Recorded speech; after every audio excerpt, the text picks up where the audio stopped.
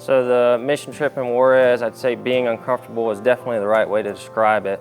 This was my first mission trip, and when I was approached about it, I was only going to give advice to the guys going on how to patch the roof correctly.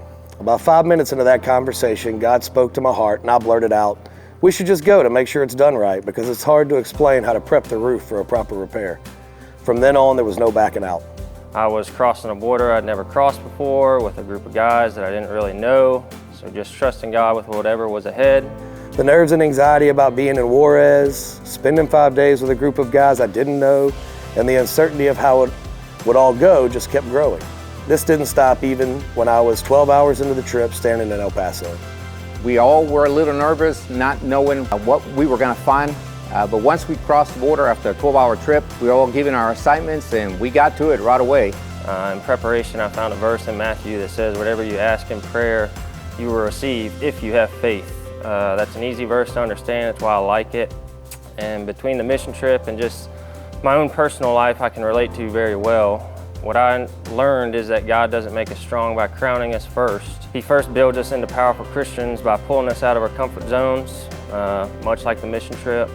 And it's not a punishment, it's preparation and it's training. In other words, you don't grow in comfort, you grow in chaos. The time there, getting to know a group of guys that I will forever consider brothers, was absolutely amazing. But being able to see the blessings we were able to spread to the children of Amigo Fiel and the difference we were making filled my heart with joy. To me, the best part of the trip was the last day when we went to the rehab area where we actually got to meet to about 80 people that were in rehab, and it's really eye-opener to a lot of people. I could tell that it got to everyone towards the end.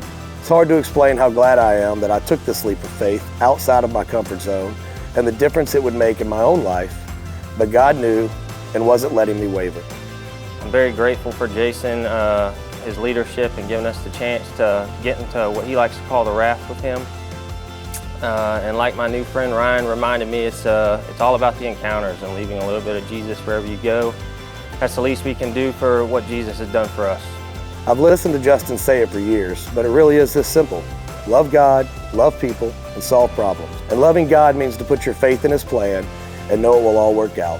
Going outside your comfort zone can be extremely uncomfortable, but it's easily solved when you trust in God. If anyone is afraid of getting out of the comfort zone, don't be, because you have to try it at least once, and I promise you it will be fulfilling.